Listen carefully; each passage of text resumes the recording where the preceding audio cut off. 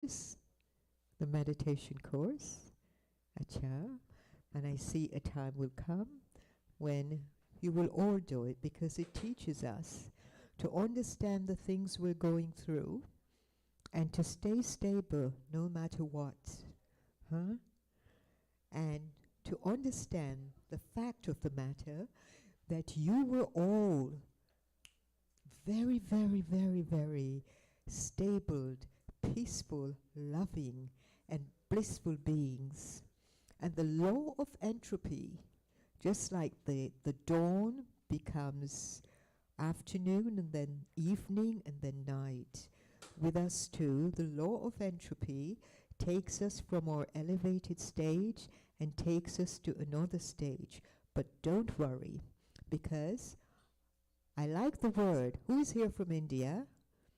Hum so hum. Whatever you were at the beginning, you will become again. So your natural original state of purity, peace, love, bliss, wisdom, contentment will return to all of us, honestly. And you will go through that, and then, like stepping down a ladder, we go through the other part of us when the negativity, Sister Jenna uses the word algae. The anger, the lust, the greed, attachment, and ego takes us into the period of experiencing sorrow. But guess what? There is a being, regardless of what we call him, who is our supreme father, mother, friend, beloved, guide. He is the remover of sorrow and the bestower of happiness. And honestly, this is the period where it's happening. This period is called the confluence age, the time of transformation. So we're all going to change. We're all going to get back to that stage. I myself has been through some experiences in life where most people would have finished their lives. But this being beyond has helped me. Doctors have exclaimed, "Who are you?" There is so much light around you when we're doing the surgery or whatever. And so we are all one big family. Honestly. Why? Because we all belong to the one Father. You have, how many fathers do you have? What is your father's name? Acha. And your father's name? Acha. We all have two fathers. The physical father who gives birth to this body, and gives, some of them gives an inheritance. My father left an inheritance, but I didn't get it because my step relatives, they fought me about it and they took it. I detached, say take it. But your other father, the one beyond in this world of deep silence, is giving an inheritance to all of us. Trust me, you are going to go to a land of liberation. This is the land of peace. And the inheritance is a place which is almost like heaven. I love this Father so much. I honestly do. Okay, and this brother, wow, wow, wow. Do you see the bliss in his face? He's going to play for us music. And if Sister Jenna gives me permission at the end, I'll dance for you guys, okay? Acha. Okay. Om Shanti. Who knows what that means? Om Shanti means good. Om, I am a soul, and the soul is the embodiment of peace. The other things that are happening, they're acquired qualities. Sometimes I say, kick it out. Huh? All the best to you. Enjoy yourselves. Om Shanti. And this is my brother Jitan. He's a grand dancer as well.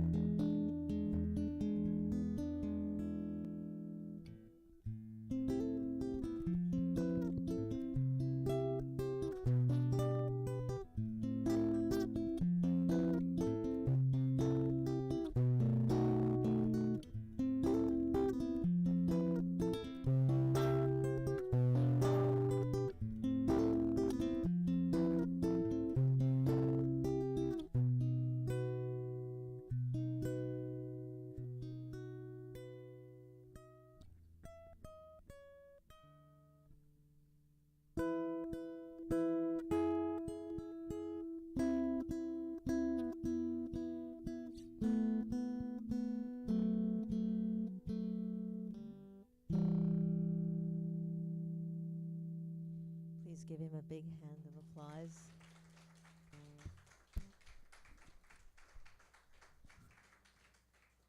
Doctors, Dr. Sanjaya Ora. So welcome everyone to the Meditation Museum. It's my pleasure to be with you today, Sister Jenna. And thank you for weathering the storm or the weather conditions and the temperature and all of that. It's so great, right? We won't let Mother Nature hinder our progress, even though it comes at unique times. Being here with you at the Meditation Museum is always a delight for me, because I was just talking to Michael, just to me how special the atmosphere is, how special the space is, how well intended the ideas have been that went into designing this idea. And you know, it's almost 10 years that we've been functioning with this concept. And you can travel all over the world, you won't find another one like this. Well, you can go to Tyson's, you'll find one. But apart from that, it's ran by the Brahma Kumaris, which is a non-profit organization. And if you've not known much about the Brahma Kumaris, I invite you to take some time and Google brahmakumaris.org just to get an idea of the deep commitment, work, and sacrifice of many of the students and the members that actually participate in the practice. I always say, if you really want to know what you value, turn to the things that you'll sacrifice because of what you value. We can say we value something, but we're not willing to sacrifice what we think we value. And so perhaps the intentionality of that value isn't as strong as we want it to be, but there's a lot of room for potential. And I feel that everyone involved with the work at all the BK centers, we now have 9,000 in 120 countries with 1 million students. I think that that speaks volumes in terms of individuals who deeply believe in a better version of themselves. And I feel that many of us sitting here and those of us who come here have those same feelings, I would assume. So as a director of the BKs, it has given me a chance to meet a variety of individuals, to learn more about what sits in our heart, to understand myself more through your eyes, and hopefully you're learning more about yourself through our eyes. As I feel that the interaction with one another has a lot to do with honest dialogue. The more honest you can be with yourself, the easier your relationships will be with other people. And I think that's an essential tool and it's an essential practice. And we all have an opportunity for that. We have a wonderful program coming up shortly, and I want to make sure I keep everything on time. Good. I think I'm doing well. Because the guest that we will bask in for maybe about an hour together is someone that I've known since I was about 17, 18 years old. And I can remember Sister Genti's presence from the first time I met her as a teenager, where I just said, oh, she's a buddy, she's a friend. And there was just never any fear or inferiority feelings. It was just, this was my friend. And so the individual that's going to be with us for about an hour, who will be sharing a lot of wisdom with us for about an hour, is a woman who at the age of 19 came into her spiritual calling. And for the last 50 years, she has not stopped. She has committed her life to service of humanity. She did not get married. She did not have children. She went full on into seeing, how can I be used? Where can I be used? Tell me, how can I help? And so for 50 years, what grew from a very small center in Pune, in India at the time, we now have, as I mentioned earlier, 9,000 branches in 120 countries.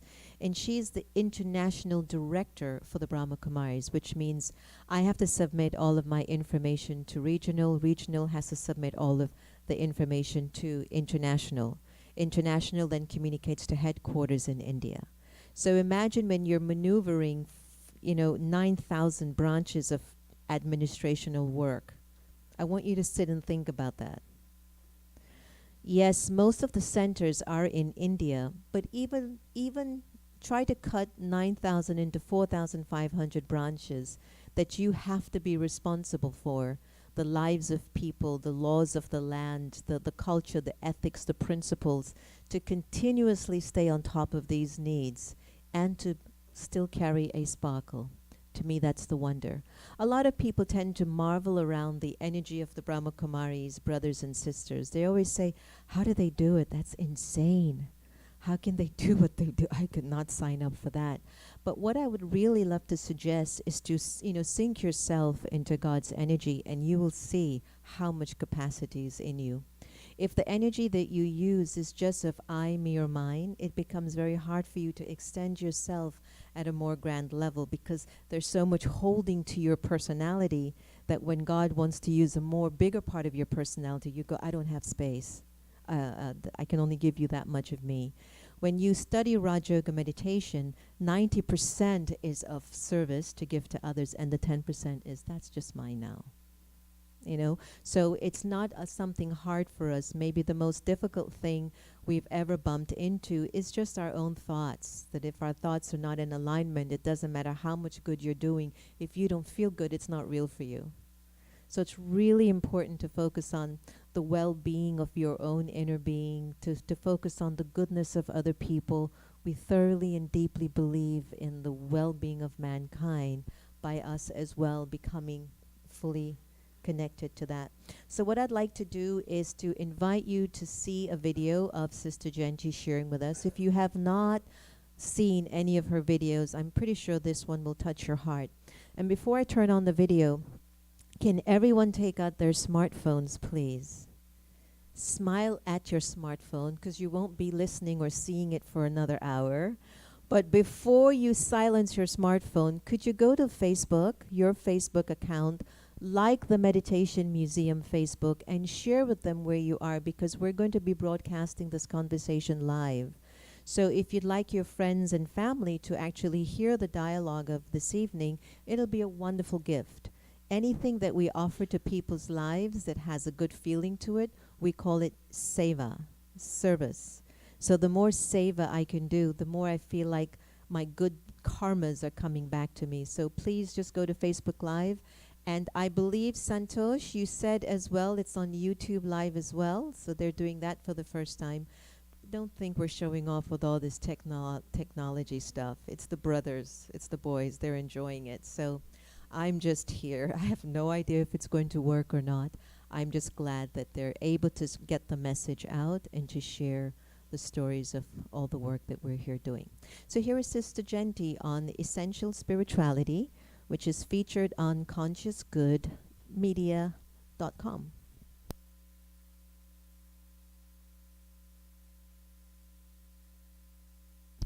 Santosh, the video?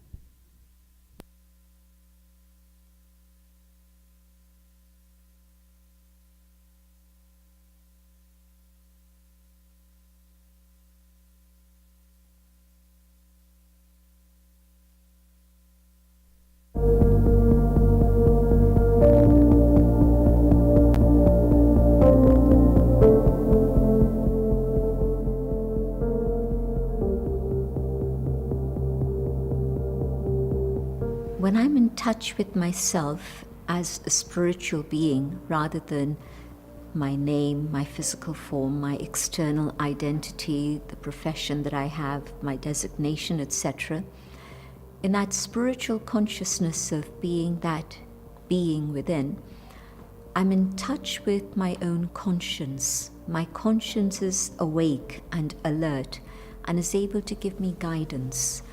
And for most people today, it's very difficult to hear the very quiet voice of the conscience speak inside, maybe because they don't give it enough time.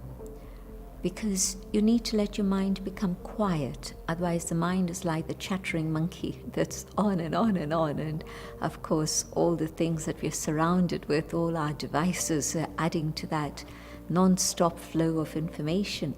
And there isn't a moment just to stop and be still and ask myself the question, should I not? And because we're missing out on that, then we get pulled into whatever becomes the social norm. And you can see how from a society generally that had morals and values, there was a downward slide to a society where maybe people didn't bother too much about morals, and maybe they knew what they were doing was wrong, but they still carried on doing it. So you get to the state of immorality, but then you get to a state of amorality, which is quite normal nowadays, where people will say, oh, don't even talk about morals anymore.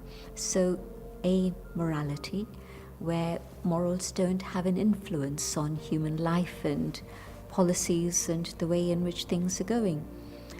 And so definitely the moral compass, the conscience, awakens through silence, through spirituality, knowing myself. And that's also the guideline that gives me the principles on which I work within my field of expertise, my profession, the policies we create. You see some of the debates that go on in the world, and there's a long list of them. And we're not really looking at the values that are innate to human beings. And so we're going totally against that in so many different situations. Maybe it's a question of building more and more casinos. Maybe it's the question of lowering the age of consent. Maybe it's the issue of racism. Maybe it's all sorts of things like this that we're having to deal with. But ethics and values are connected with the spirit within, and spirituality means exploring my own being within. And so yes, definitely spirituality allows the awakening of the conscience, the moral compass, and to allow ethics to come back into our lives and public life also.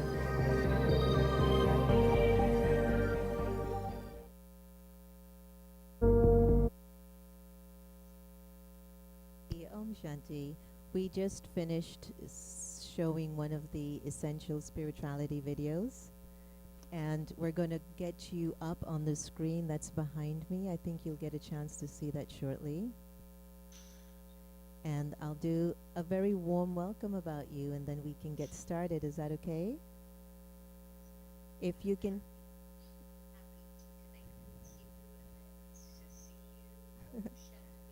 Me too. Center in Manhattan, and there's a lovely group of people here in front of me, and you can't see them because we don't have the technology set up for that, but you're all here. That's okay, but everyone, I'd love for you to just welcome warmly Sister Genti. Take a big hand of applause.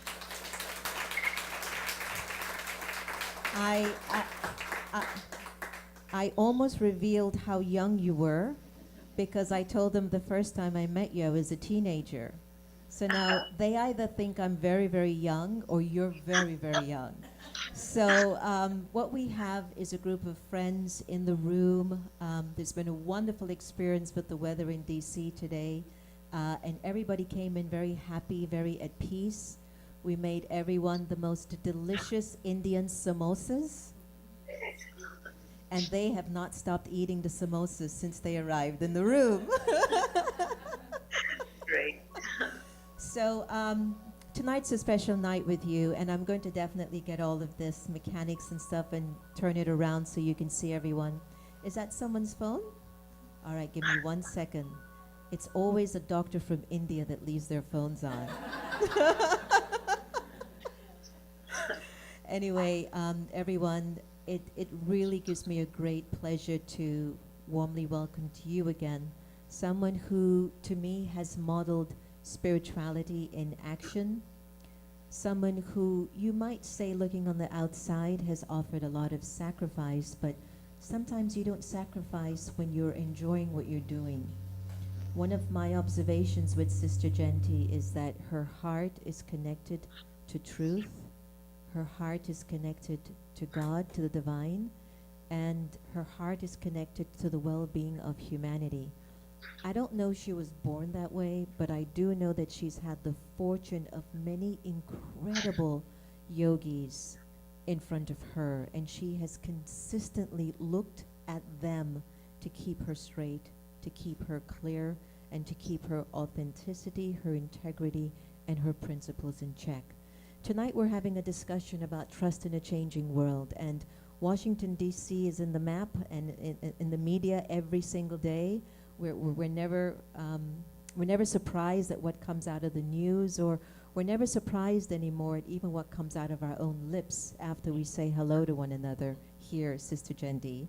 It's like always there's this look in everyone's eyes, can you believe what you heard today? And I just like, it's okay, we're gonna be fine. And I've been very transparent and very open with many of my friends as well, that I went through to a personal challenge, because despite what I knew as a person walking into her spirituality, I think what got me the most was the betrayal of my humanity, because that's all I ever worked for, felt like I'm in service to. And then after I got over that, knowing that it's a process, everyone's going to change, this is a great opportunity, we're coming into our light as a result of the darkness, getting very afraid of the light that's protruding, I calmed down and I was able to find myself. So tonight's conversation is about the anxiety, the sense of insecurity, but also the sense of hope and awakening that we're seeing happening not only on a personal level, but definitely in this specific area. It is very driven and it's very high strung. And there's just a lot of, what would you say, everyone? What's the big energy here that you feel when you wake up in the morning and get out there in the door? They're like this, that's how they feel. So what I'd like to do is just, and welcome you into the space, everyone. Sister Genti's at the Meditation Art Gallery in Manhattan. That's located on 36th and 5th Avenue. And she just finished giving a sharing with some of the BK students there on the philosophy of karma. So here she is flowing from one specific conversation, and now she's flowing into trust in a changing world with all of us. So it gives me great pleasure to welcome the lovely Sister Genti of the Brahma Kumaris.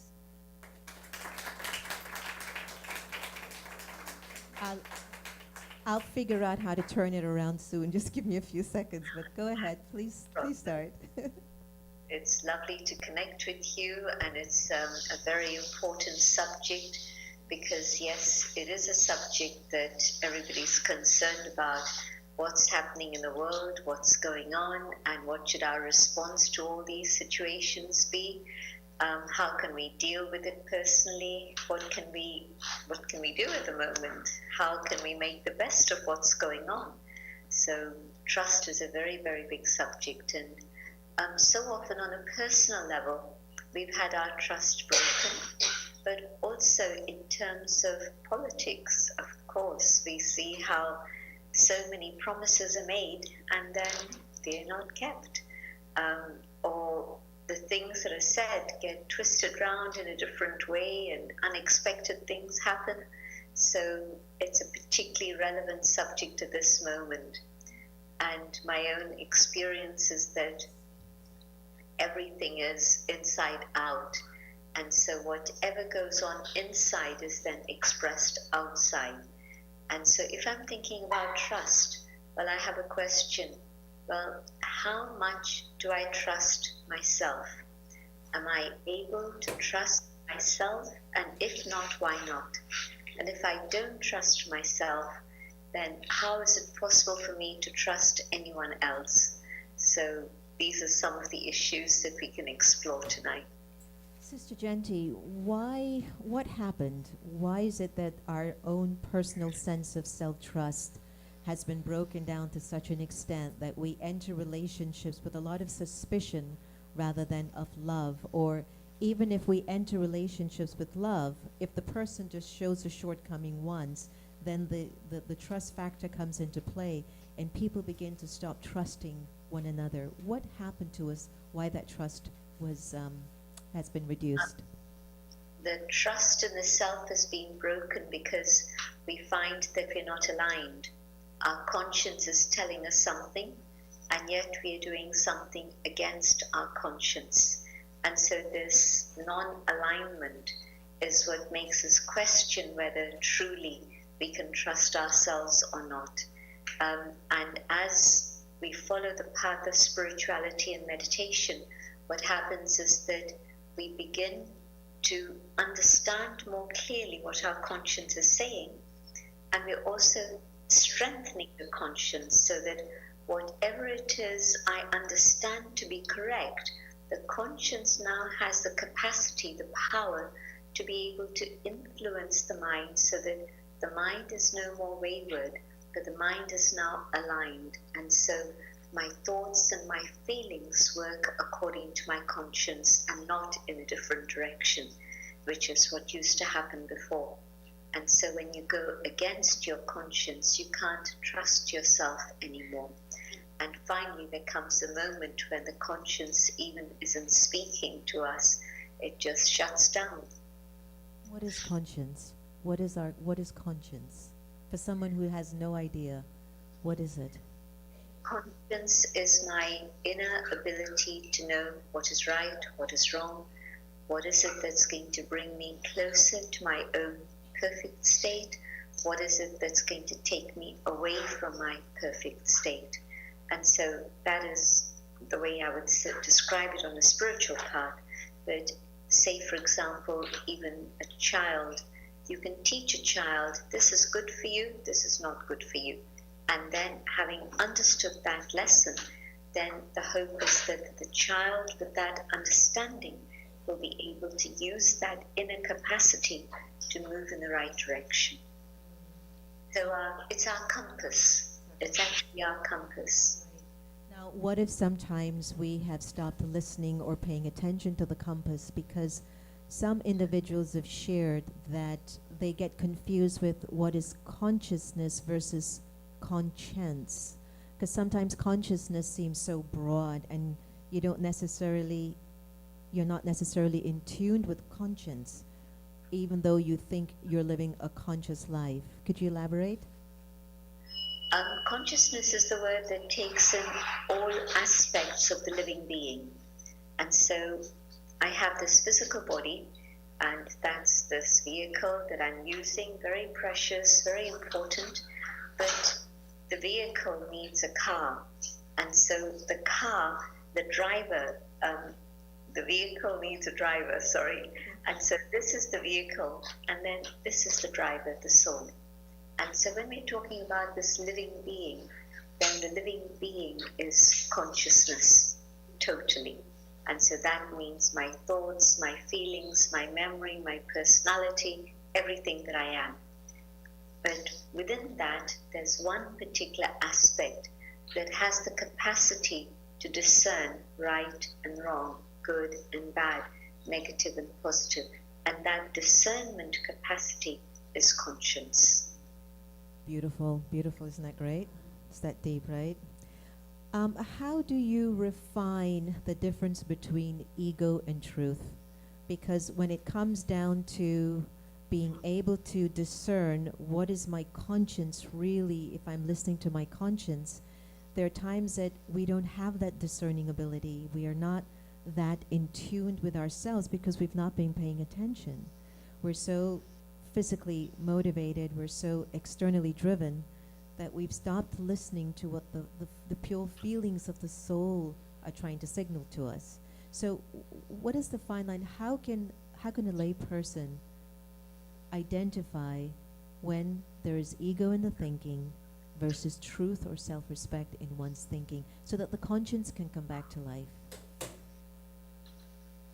As soon as I become aware of who I truly am, and I recognize that I am that inner being, the soul, then the conscience comes into force again. It comes alive. And yes, then the way to recognize if there's ego is if on one level I begin to think of I, and I'm thinking more of the I as the physical form rather than the eternal spiritual form. But also, if I do things that are driven by ego, then the result is going to be pain. Pain is the result of ego. And sometimes we're going through a period of pain, and I don't mean physical pain, that's another factor, but the inner pain, the sorrow that we experience, the suffering that we experience. So that inner pain is a direct result of ego. And when I've dealt with my ego by being stable in the awareness of the eternal being that I am, the light that I am, the spirit that I am, then no matter what goes on around me, I won't feel distressed by it. I won't feel unhappy. I won't take sorrow from it. So the sign of ego is pain. And then when I am in that state of spiritual awareness of who I truly am,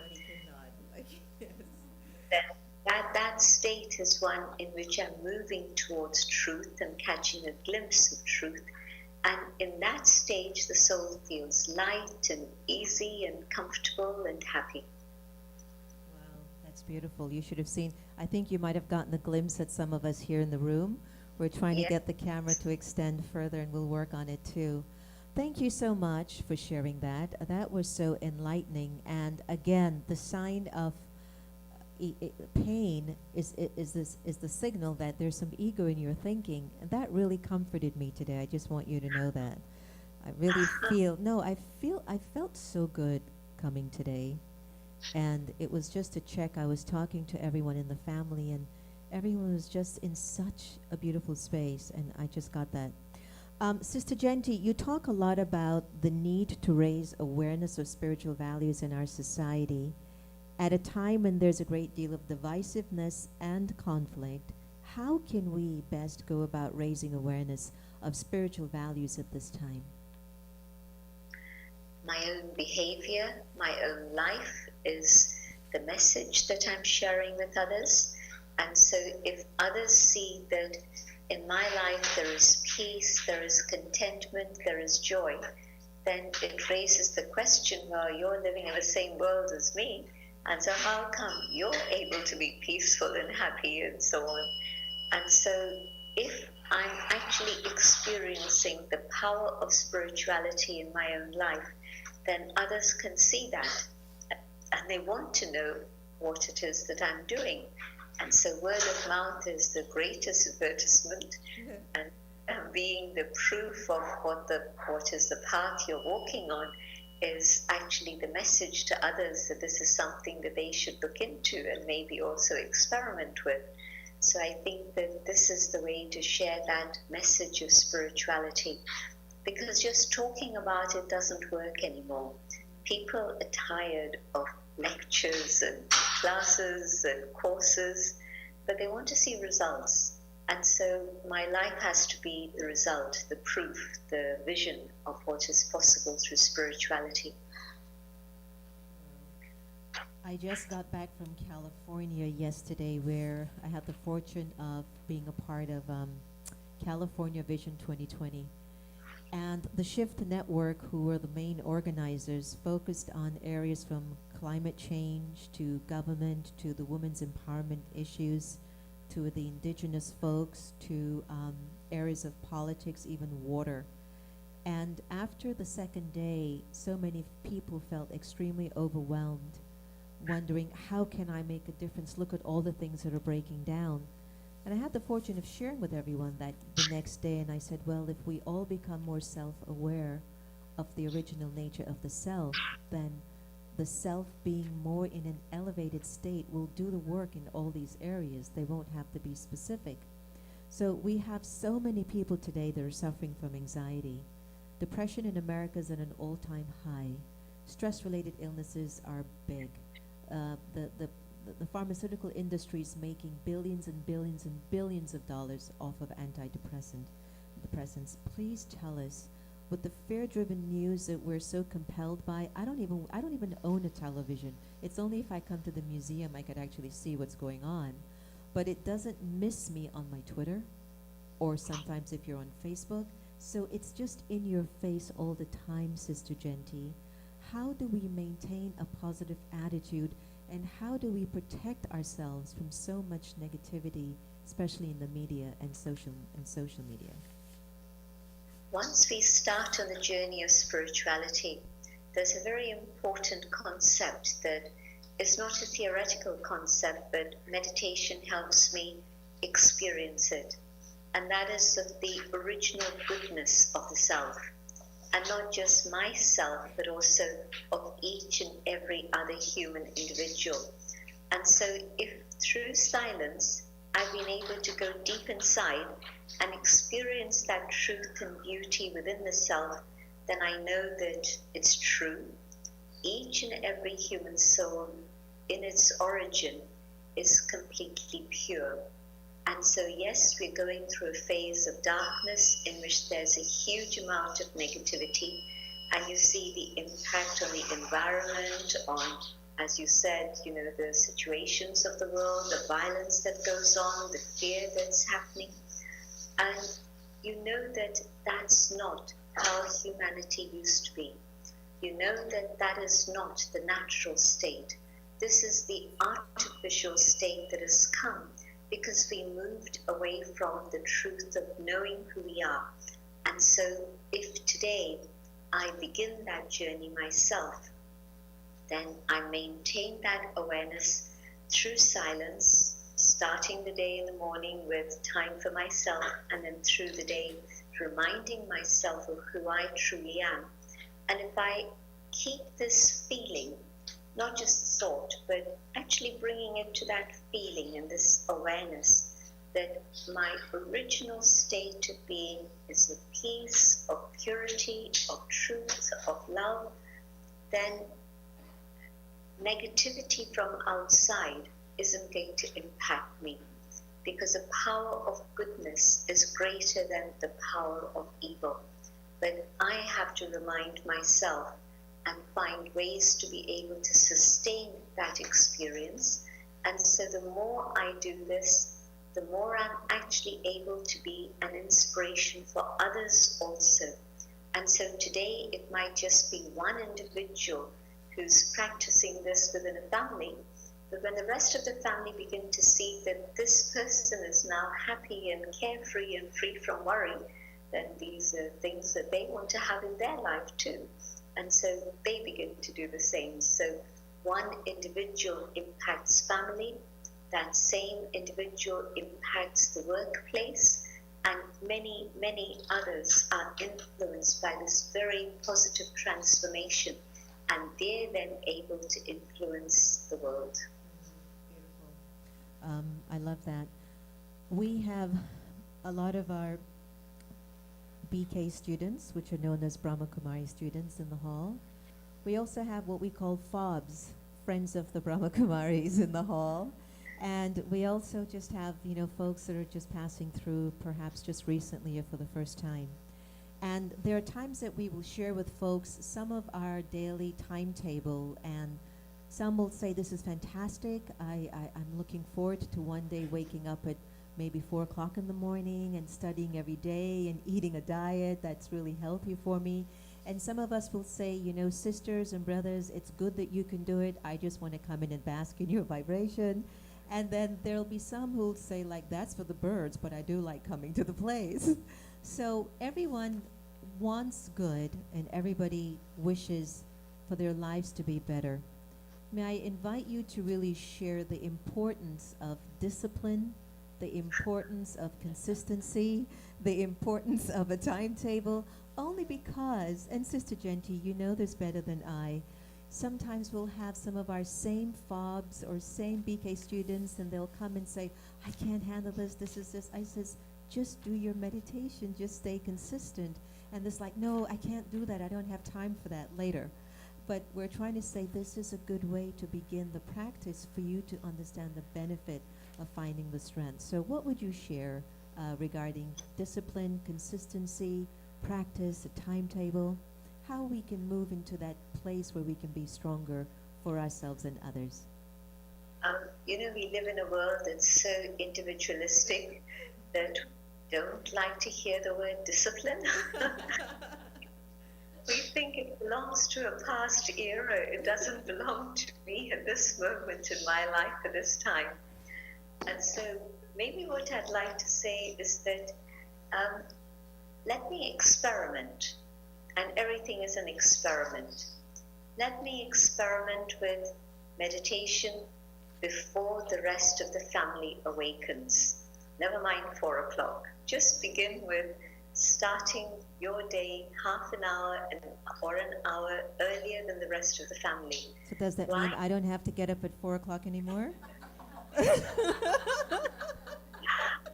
Well, I'm going to get to that. You have to be a little bit patient. So first I'm talking to those who've just walked into a meditation museum and are just curious and wanting to find out. So I'm suggesting that you experiment and see the difference between that time, that me time for yourself before the rest of the family, and you'll find that it makes a huge amount of difference. Okay, you're there now.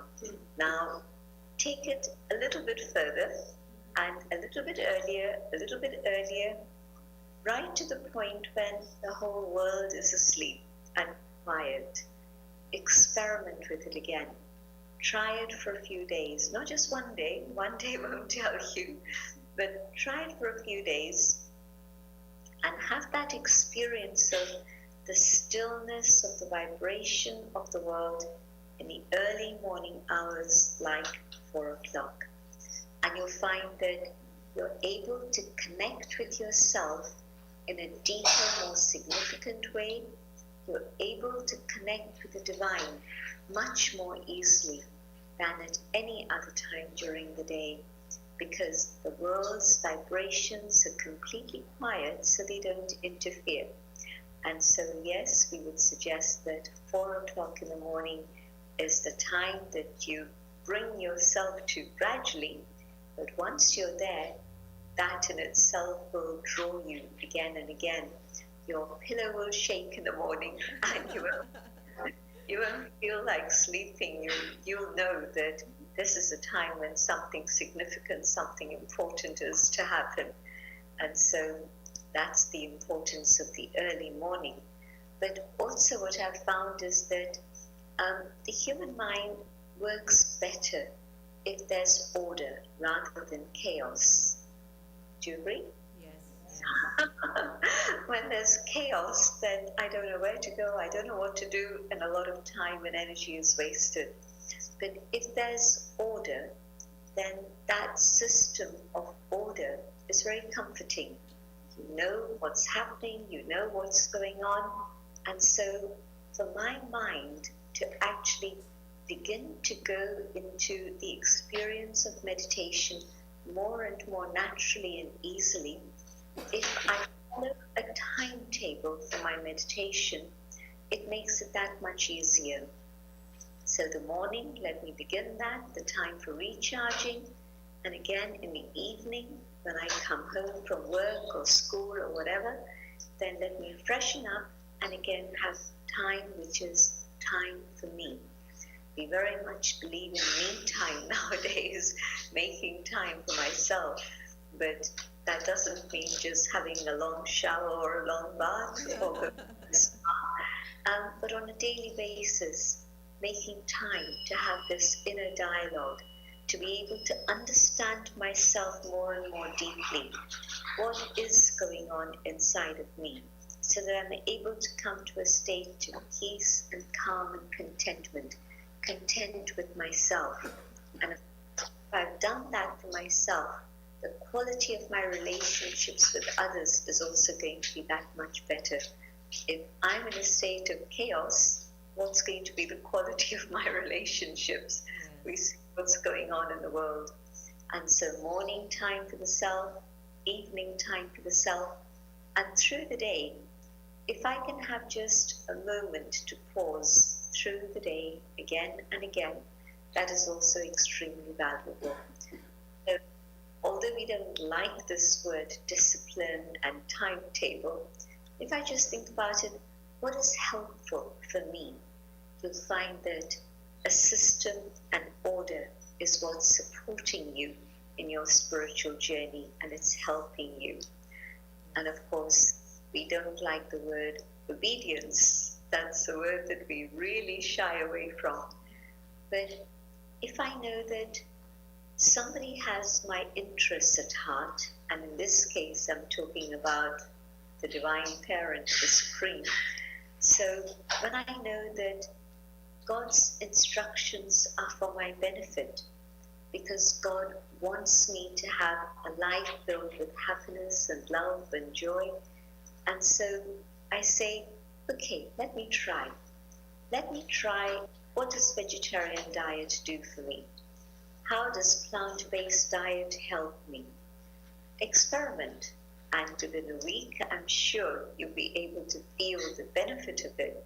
And you'll see the benefit of it in your meditation. You'll feel the benefit of it in your health. And so you understand God's instructions are always for my benefit. And sometimes when the word obedience has been used, it's been misused, because the person demanding obedience doesn't necessarily have your interests at heart. They're just imposing authority or control.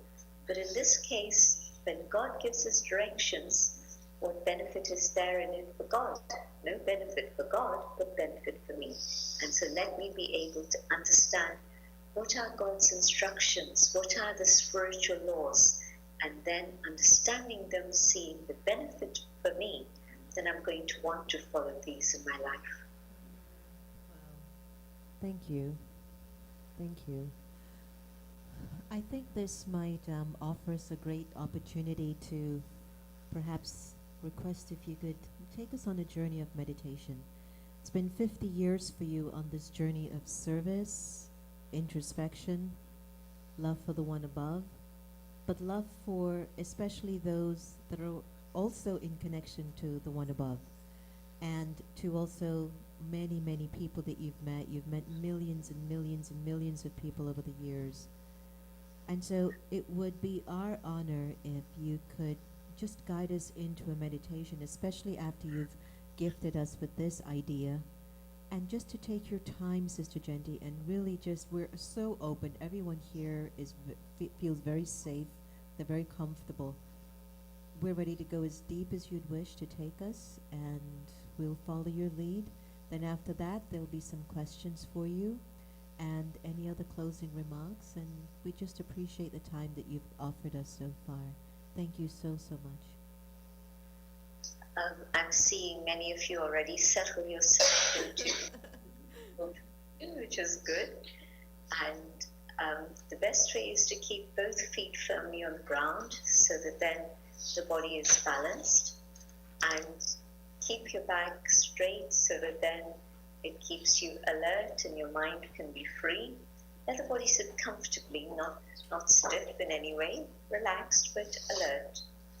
And I'll speak out my own thoughts and invite you to follow these ideas. I decide to experiment and go on an inner journey and find what's going on in my own world inside. I visualize a point of light in the center of the forehead. And in this awareness of this being of light, begin to recognize that this is actually the being that I am. I am a being of light. And in this awareness of who I truly am, I come to the awareness of peace. I am a being of peace. Peace is natural. Peace is comfortable. Peace is who I am. And in this awareness of my original, natural state of peace, my thoughts go beyond the human dimension, and I can feel the presence of the divine, the supreme, the being of light, the source of all positive attributes.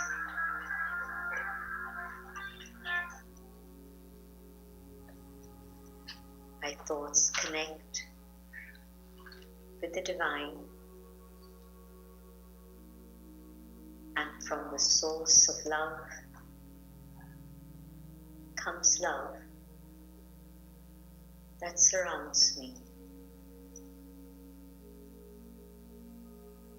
and the power of this love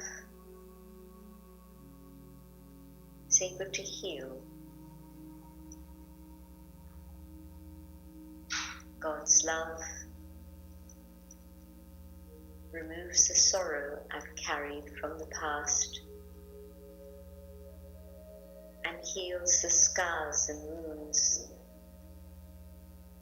that I've had for so long.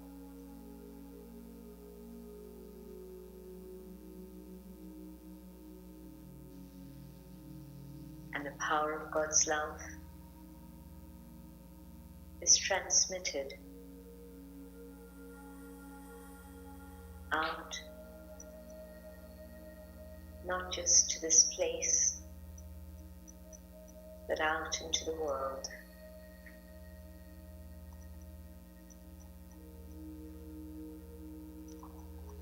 And God's love touches human hearts and offers hope for the future.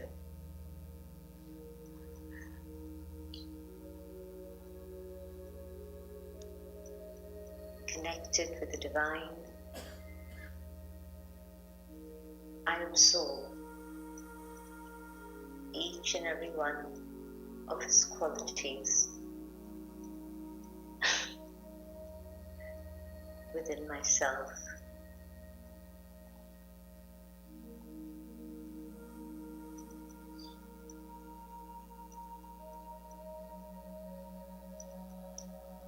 The power of God's love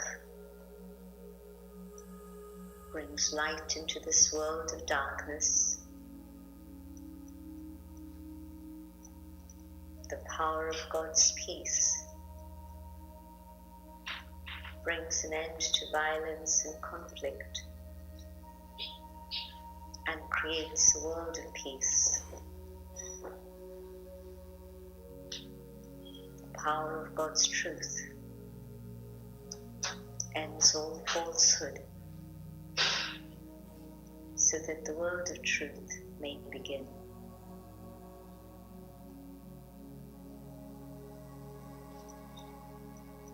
God's qualities, as vast as the ocean,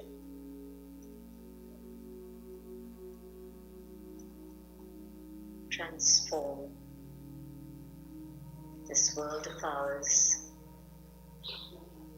to make it into a better place. I hold this vision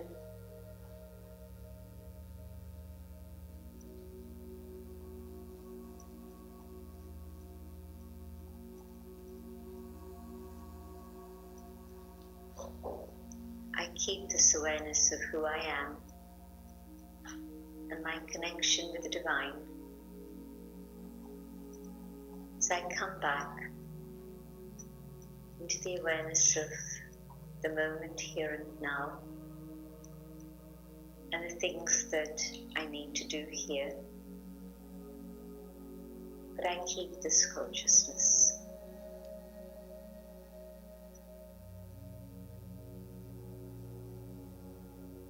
Om Shanti.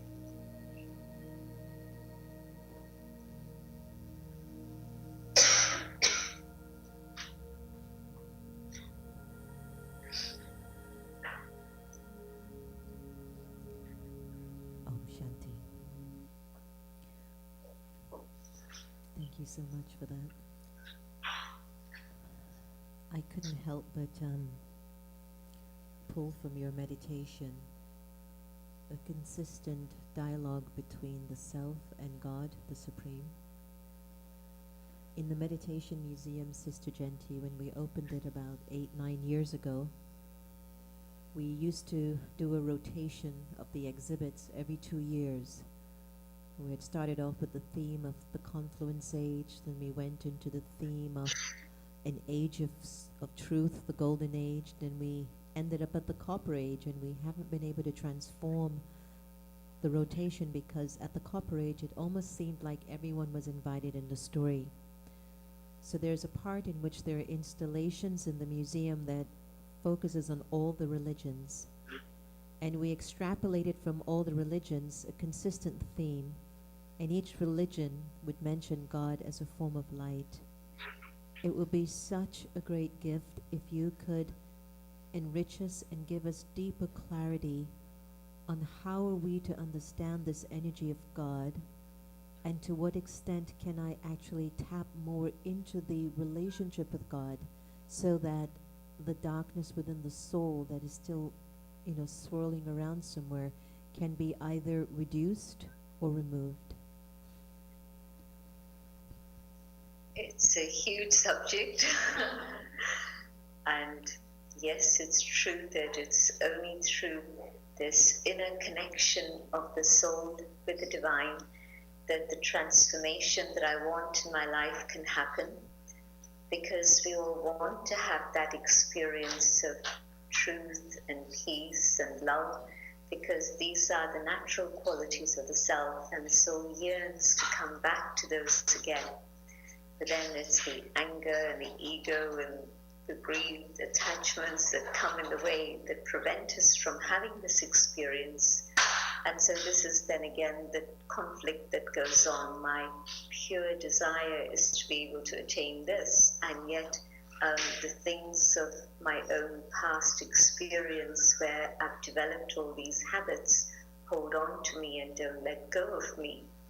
And so in this tug of war between the good and the force that is not so good, I need God's power.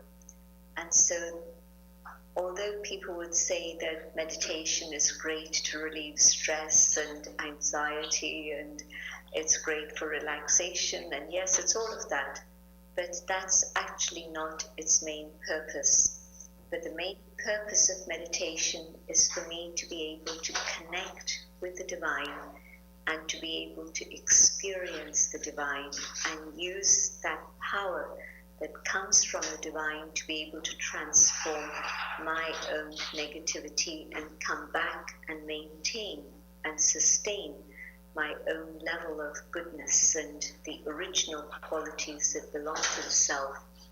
And so I can connect with that being who has all attributes to the highest degree as my mother, the one who gives me unconditional love and gives me that warmth and security in which I can let go of my fears and insecurities, because our fears drive us to do negative things. Our insecurity leads us to competition and conflict and many other negative aspects.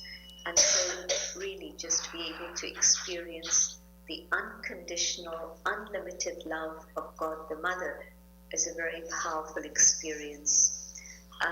God is a being of light, but yet within that being are the masculine and feminine qualities, because God is complete and whole. And when I connect with the Mother, there's a huge experience of relief and support and consistency and unlimited, unconditional help on all levels. But God is also my Father, and the quality of the Father specifically is that there's an inheritance that the Father has that he gives to the child. And in this case, the inheritance that my parent has for me is happiness, purity, and joy. So let me be able to take that from my parent. God is my teacher. I'm searching for truth, searching for wisdom. And God is the one who's able to teach me and help me understand the secrets of the self, the secrets of God, and even the secrets of the universe. It sounds very dramatic, and it is. Just imagine being able to understand what's going on in the world and make sense of it, especially in Washington, D.C. So I'm sure that the more I connect with God as my teacher, the deeper my understanding grows, and I'm able to make sense of what at sometimes seems totally senseless. And then God is my friend. Always, always someone I can rely on, someone who's totally loyal, someone who's going to be always available to help. God is my guide, the one who can show me the right path, the direction that's going to help me attain my own state of perfection and liberation from all negativity. And so I can experiment with each and every one of these. We're using very human language to express the idea of how God, the one who's total and complete, and through the medium of these relationships, I'm able to draw from God the things that I, the soul, need at this particular moment to be able to move towards my own state of completion and perfection. And yes, God is the one with whom we have yoga, union, connection, and experiment with each and every one of the relationships, experiment with the different qualities of God, and what you'll find is that every experience is more beautiful than the one before. Beautiful. Thank you so much. That's great. That was great. There are a few questions in the audience, and I know we have our time limit, which we're doing extremely well with. So thanks to everyone involved. There's one question here we'd love for you to answer. As a parent of a young child in school who's witnessing impure behavior, how do I guide her so she's not feeling as though she has to dismiss her feelings and can find peace within herself? I think that the power of love is the way in which one can influence young people. And I think that with a lot of love, sitting and having a conversation and really making contact with the soul, because sometimes parents become too busy. And of course, the child's also going to say, well, I'm busy, I've got this and this and this and this and this to do. And we don't make time to actually either listen or communicate properly. And so quality time is important. And in that, based on love, a communication in which the child understands that the only concern that the parent has is to give benefit and to make the child happy. And so when the child is convinced of this through his feeling, not you can't say this in words, but through your attitude, through your behavior, through your concern, just caring for the other, listening with attention, with focus, all of this will allow the child to be open to receiving any guidance. Lovely. Thank you so much. That was great. Another question is, if our external environment is chaotic and those around us are not yet ready to elevate and expand, how much are we really to endure? And at what point is it best to just run away? All the ghosts follow you wherever it is you run. Isn't really any place to run. But what I have to do is learn to sort it out. And the first thing is, if there's chaos in the environment around me, well, am I the cause of the chaos? I think probably I am. Difficult to accept, but nothing happens without a reason. And so my inner chaos is the cause of the chaos around me. And so let me come to terms with what's going on in here, sort things out, take help from God, And when I resolved that inner chaos, then yes, I'll find that the world around me begins to change. And even if others are not interested in spirituality, it's okay. But they'll see a change in me, and that will inspire respect for me in them. And so the quality of interaction and relationship will change.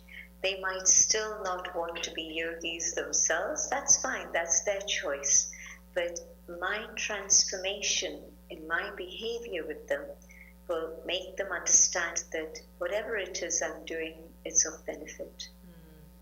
Well, I'm going to give you one last question, and this is off the script of our program, but while you were talking, I was wondering if I can move the camera up, and whoever would like to just come up and just wave and share a loving vision and goodbye, and what we do, go soon, come soon, Toli.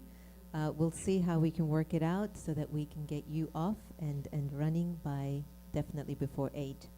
Here's the last question. What do you do? And it sounds like it's a BK, not an FOB, not a friend of the BKs. What do you do? What do you do when you're trying to get something off your chest or just release steam, and the person next to you just keeps saying, just positive vibes, man, Om Shanti. And then you hold everything in, and your thoughts consistently become even more negative, and your vibes become more angry, and they're walking around happy saying, Om Shanti, Om Shanti, Om Shanti. It's a very real situation, isn't it? And it's resonating with everyone. The important thing is to know that Om Shanti isn't something to share in words. Om Shanti is something to be. And so if I'm at that point where I'm trying to calm someone else down, it's not going to be by saying Om Shanti, Om Shanti. It's going to be by being patient and calm and cool myself, and that coolness is going to calm down the other and take away the heat of the situation. Just say to them, come, sit down, let's have a cup of tea or a glass of water or whatever it is, and just creating that space in which they feel comfortable and secure. And yes, if they want to let off steam, let them do that. Because once they've exploded and it's gone, then maybe they'll feel a lot calmer. And maybe their own conscience will tell them later on that there could have been a different way to do things. But create that space where the other feels comfortable and can express whatever it is they need to express. So it needs a big heart, a generous heart, an open heart to be able to accept whatever somebody else is going through. But why not let me keep my own inner connection so that my heart can be stretched and become big and generous and accept the other unconditionally. Sister Janti, thank you so much. Please give her a big hand of applause.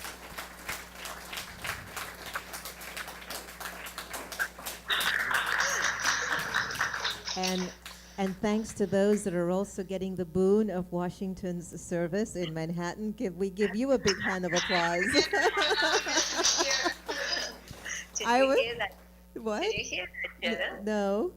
Sister is saying, thank you for allowing us to share. I just thought that was lovely. There's always a way to make the story even more unlimited if we just keep thinking bigger. I'm so glad it all worked out. So we know we're going to send you off as the little angel that you are. You've got a full program with your tour on the East Coast. And I just thought while I was sitting here, and hopefully everyone in the tech room will be okay with me making this slight change. Is it okay with all of you? I have to see the smiles first, Genti Ben. If I see the eyes popping open, then I'll go, no, it's not.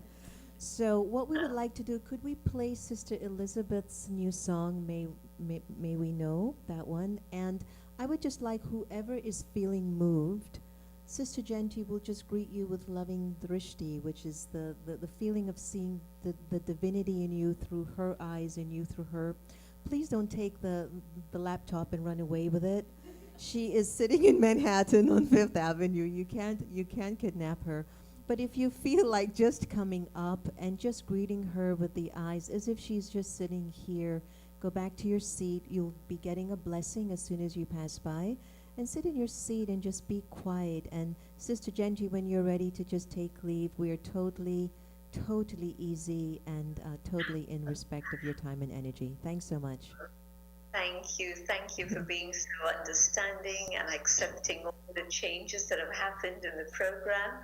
And it's great to be with you. Good, very good questions, and lovely to see the audience also. Thank you.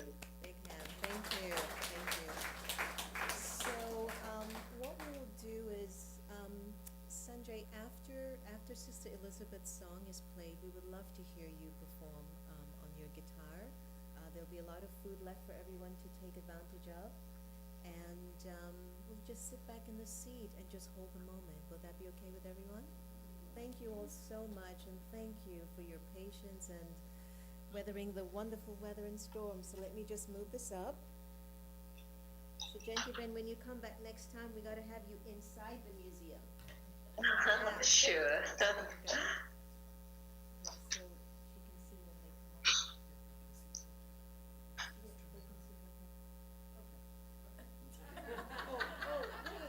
Wait. Okay, so tell me what to do. So just, but she's going to see my face. She doesn't want to see me. She's going to want to see everyone else. But then, oh, well, she's seeing my hi. Switched it around. How do you switch it back? Okay. I just love when I know what to do on the tech team. It was good. It's perfect. All right. Okay, we're good to go. So now everyone will just come up here, right?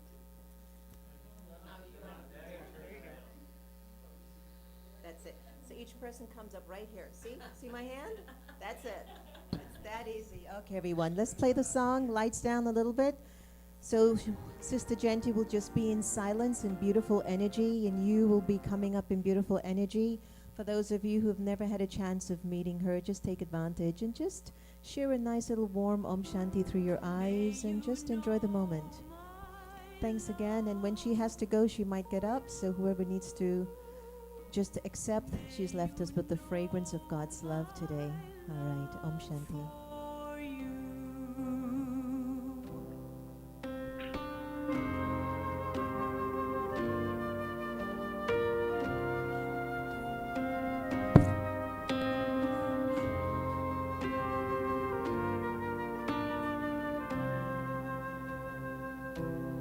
May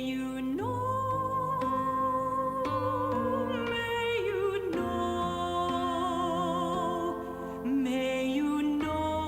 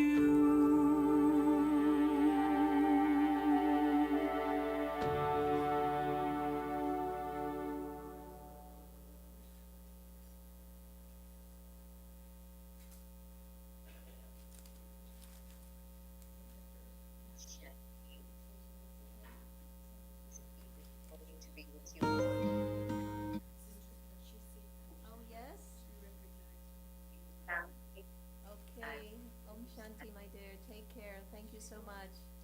Thank Sister you. Gita, Okay. so say hi. Thank you, everybody. Going fun. Going fun. Good night. There's a Sister Gita. There you go. Thank you so much. Thank you so much. Om Shanti. Bye-bye. Bye. Bye. We'll just leave it on, whatever. Take care. Bye. Bye bye.